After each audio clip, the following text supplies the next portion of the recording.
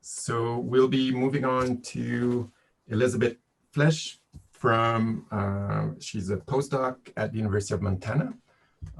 And if you want to share your screen. And yes, please go ahead if you want to introduce yourself in more depth than what I just did. That works for me. Can you hear me okay? Yep. Okay, great. Well, I'll just go ahead and get started. It's my pleasure to talk to all of you today about our research looking at bighorn sheep genomics. So in general, all of us know that a large number of translocations were implemented across the Western US as well as in Canada in order to help with the species restoration. And you can see just the state of Montana in this graphic here that shows the complicated history of translocations. However, it can be difficult to tell which ones worked and which ones didn't. And this is something that genomics can help tell us. So we can look at the consequences of past translocation efforts, as well as assess the current genetic status of herds, such as their inbreeding levels. And this can help enhance the success of future reintroductions and augmentations. Now I'm going to describe the general methods that we use to achieve this. First, we captured a large number of bighorn sheep and collected a wide variety of genetic samples, including biopsy punches, gene cards, whole blood, and tissue from hunter-harvested animals or mortalities. Now, as you saw in the previous talk, there are a couple different methods that you can choose from in order to do a genetic analysis. And many previous studies have used microsatellites since they're friendly for non-invasively collected samples. However, we instead employed the ovine array, which was originally developed for domestic sheep, but includes a large number of markers, including about 24,000 up to about 30,000 SNPs that are informative for bighorn sheep. And this has the additional advantage in that we can look at inbreeding questions as well as map differences in the genome to specific chromosomes. Now I'm going to describe the first section of our work, including evaluating the genetic differences between populations, as well as the consequences of translocations. We genotyped 511 bighorn sheep from 17 different populations shown in this map here. They were primarily located in Montana and Wyoming, and we targeted a sample size of 20 to 25 animals per herd based on empirical simulations that we did that determined this was the necessary sample size to provide accurate information for these types of research questions. Now, this method structure was mentioned in the previous talk, but I'm going to go through again what this means here. So we use structure to address these research questions, and in general, it identifies the total number of genetic populations in your data set and estimates the ancestry for each individual. So now in this example on the left, we sampled 2 individuals from one area at the top and 2 individuals from a second area at the bottom. In this demonstration, the software identified 2 genetic populations, and the membership of individuals to these genetic populations is represented by colored bars. In this example, the U at the top is 100% a member of population 1 and its ancestry, represented by a solid gold bar. The 2 rams at the bottom have 100% population 2 ancestry, represented by solid blue bars. In contrast, this lamb in the center is actually a hybrid between those 2 genetic populations, represented by half of the gold bar and half of the blue bar. And we can also display these results at the herd level. So now each area is grouped based on a pie chart, and you can see that on the right-hand side. Now, the presence of that blue color in area number 1 suggests past genetic connectivity between those 2 areas. And this could be due to translocation implemented by managers or natural dispersal. Now I'm going to show you the results of this effort. Again, this is the map of our study herds with native or indigenous herds shown in brown, native herds that have received augmentations or translocations shown in beige, and reintroduced herds are shown in gray. Now this map shows all the translocations that originated from Castle Reef, which was a primary source of translocations throughout Montana. It's located along the Rocky Mountain front south of Glacier National Park. And now this map shows the genetic results of this. So the Castle Reef genetic line was represented by the green color, and you can see a lot of green in the recipient populations, representing successful reintroductions as well as translocations into existing herds. Up in the north, we have the Galton and Glacier populations, which are both native, and so they have different colors representing different genetic lines. And then down in the greater Yellowstone area, we have the Spanish Peaks and Stillwater that also are represented by different colors, representing different genetic ancestries. It's important to note here that even though each of these populations received 2 rams from Castle Reef, we're not seeing a green color in those pie charts, suggesting that these translocations were not successful, at least at a detectable level. Now this graphic shows the translocations from Wild Horse Island and the genetic results of those. So you can see that orange color in those recipient populations, represents the success of those translocations. You can see the remaining translocations in our study here and the genetic results of those. Finally, you can see down in Wyoming, the beartooth upsorka has a similar genetic signature to the Stillwater up in Montana, suggesting that there's natural dispersal and connectivity between those 2 areas. In summary, we found that genetic differences among herds were due to both geographic proximity and translocations. Most examined populations were genetically isolated, and we did this using multiple analyses, not just the structure analysis that can look at this further. Native herds in geographic proximity were genetically similar. In contrast, restored herds were similar to their translocation sources, representing the success of those translocation efforts. It's important to note that Castle Reef animals were important in founding populations across ecological regions that were defined by Montana Fish, Wildlife, and Parks. So even though Castle Reef is located along the Rocky Mountain front, it also founded herds found in the prairie breaks, which is a very different environment. So this suggests that sourcing from a native herd may have been more important than matching environmental conditions, at least within the evaluated range of ecological conditions in this study. Finally, we detected multiple past specific augmentations, including 5 that consisted of 18 to 49 animals. Our 2 undetected augmentations each consisted of 2 males. So this may suggest that this approach is less successful because males could simply depart the release site or be outcompeted by local males after their arrival. Now I'm going to describe the next section of our research, which involves comparing genetic diversity of herds with their population attributes. We genotyped the similar animals from the previous section from the populations shown in this map here.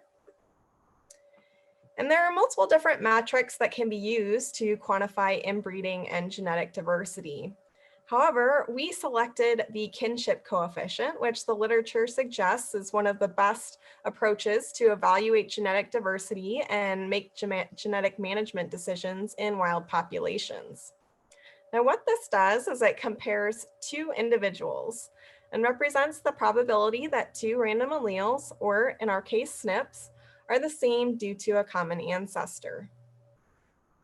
Now I'm going to demonstrate what this means using this pedigree shown here. In this example, the ewe on the left bred with the ram on the right in order to generate the lamb at the bottom. However, when we capture them out in the wild, we have no idea who's related to whom, but we can use genomic kinship in order to determine this.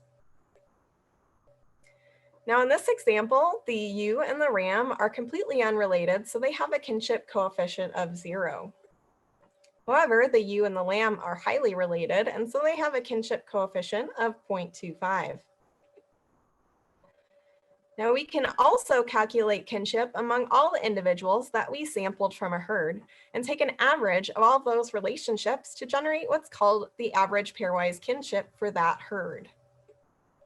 This represents the expected level of inbreeding in the next generation and is inversely related to genetic diversity. So this metric is useful for evaluating our research questions regarding inbreeding and genetic diversity. Now in this study, we used a multiple linear regression to compare inbreeding levels at the herd level with attributes about the herd, including their origin, meaning reintroduced or native, minimum population size intended to signify the level of a genetic bottleneck that may have occurred in the past 40 years, the number of animals received in augmentations or translocations, and the level of connectivity, meaning the level of natural dispersal of individuals from neighboring populations. Now I'm going to show you the results of this effort. So this graph shows the range of kinship values that we observed in the population. So the level of genetic diversity from more to less is on the y-axis, and populations are ranked by their value along the x-axis. I can also replace the label on the y-axis with the level of inbreeding ranging from less to more. Now, based on the literature, a concerning level of inbreeding at the population level is approximately at the 0.1 level. So we were happy to see that all of our examined populations fell below this threshold. As I mentioned, we did a multiple linear regression, and this approach allowed us to rank the different variables by their importance weights. And we found that connectivity was the most important variable associated with inbreeding, followed by the number of animals received in augmentations, minimum count, and origin was the least important. Now I'm going to show you the actual results of this from the model. So we have connectivity on the x-axis ranging from isolated to high, and again, inbreeding on the y-axis ranging from less to more. So you can see in this graphic, populations that were highly isolated tended to have higher levels of inbreeding on average than populations that had high levels of connectivity. Now this graphic shows the relationship between the number of animals received in augmentations, shown on the x-axis, and again, the level of inbreeding. You can see as the number of animals received in augmentations increased, the level of inbreeding generally decreased, suggesting that these augmentation efforts were successful in genetically contributing and reducing inbreeding levels in those populations. This graphic shows the relationship between minimum count and inbreeding. You can see as minimum count increased, the level of inbreeding generally decreased.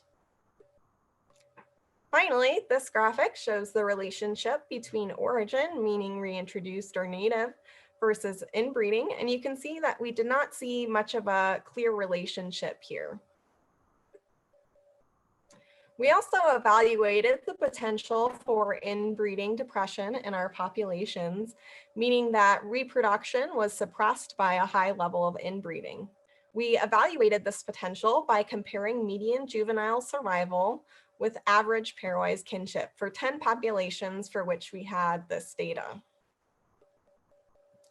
Now this graphic shows the results of this. So this time we have average pairwise kinship or inbreeding on the x-axis, and median juvenile survival on the y. So you can see that it's a pretty small sample size, but we don't see much of a clear relationship here.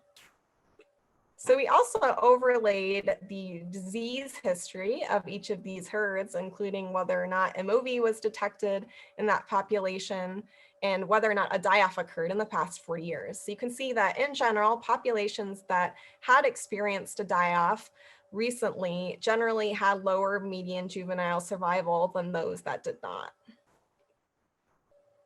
In summary, we found that origin was not necessarily an important predictor of genetic diversity in our study herds, which we did not expect to see. We were surprised to see this result.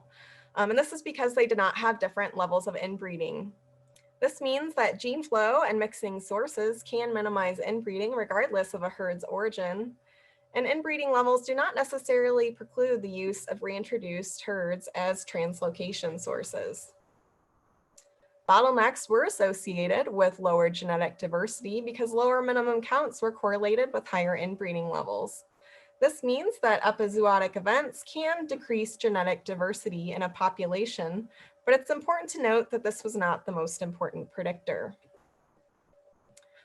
Augmentations were associated with greater genetic diversity because a higher number of animals received in augmentations correlated with lower inbreeding. This means that augmentations can be an effective management tool to minimize inbreeding. And it was interesting to see that this predictor was more strongly associated with inbreeding than origin and minimum count. Finally, connectivity was the most strongly associated predictor of genetic diversity, and herds with higher connectivity had lower inbreeding. This means that enabling natural gene flow between populations may also be a very effective tool for minimizing inbreeding. But of course, this option would be needed to be considered alongside other management concerns. Finally, we did not detect inbreeding depression in our populations as it was not associated with juvenile survival. This could simply be because the inbreeding in our populations was not high enough to observe a negative effect averaged across a herd, or other influences on juvenile survival being more important and reduced our ability to detect this effect. I'm going to conclude with a few more thoughts for management. In general, genetic samples can be a really important monitoring tool, as you saw in the study. So we might consider collecting genetic samples from all captured and translocated animals in order to enable studies like this in the future. And we found that the preferable method and storage for high quality DNA is listed as follows, including biopsy punches, tissue, and whole blood. In conclusion, there are many factors that can interact to influence population trend and demographics, and genetics interacts with all of these different factors.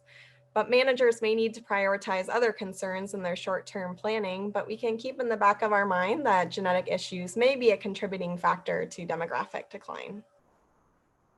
I'd like to thank all of our collaborators that made this research possible, and I'd be happy to take any questions. Thank you.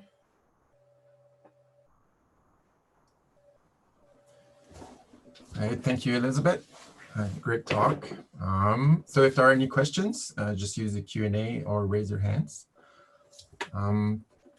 Maybe just to start, I just have one clarification. So you just mentioned early on that you were using a SNP chip and getting 24,000 SNPs out of it. Is that polymorphic sites or is it sites that give a genotype? That's correct. Yeah. So we're using the domestic sheep chip that actually has 600,000 SNPs. And so that number is actually narrowing down to what is informative in Rocky Mountain Bighorn sheep. Okay. Well, that's encouraging because I know in Alberta, we're not getting that many polymorphic SNPs out of that chip. So it's good for you. Oh, really? You're using the high density one and not having much luck with it? Yeah, Josh Miller had published a paper and he had about 4,000 SNPs out of it. But maybe just one last question because there's none in the Q&A. So I'm just curious about the inbreeding depression analysis, and you mentioned looking at median juvenile survival for 10 different herds. So what is that data like actually? How many years or what? Yeah, little bit of, so I didn't have a chance to really thoroughly describe it, but we looked at all of the years since the most recent augmentation, since we would expect that to have an impact on genetic diversity to be able to do that analysis.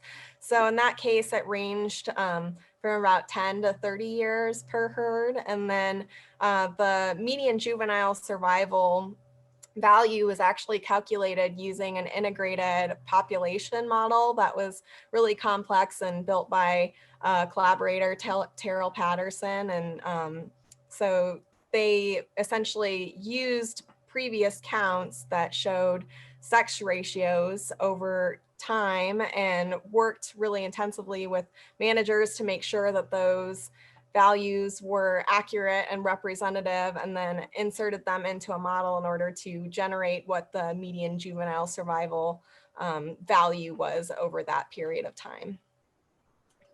great. Thanks a lot. So I don't think we have any other questions. So thank you, Elizabeth. And Thank you. we'll be moving to the next speaker.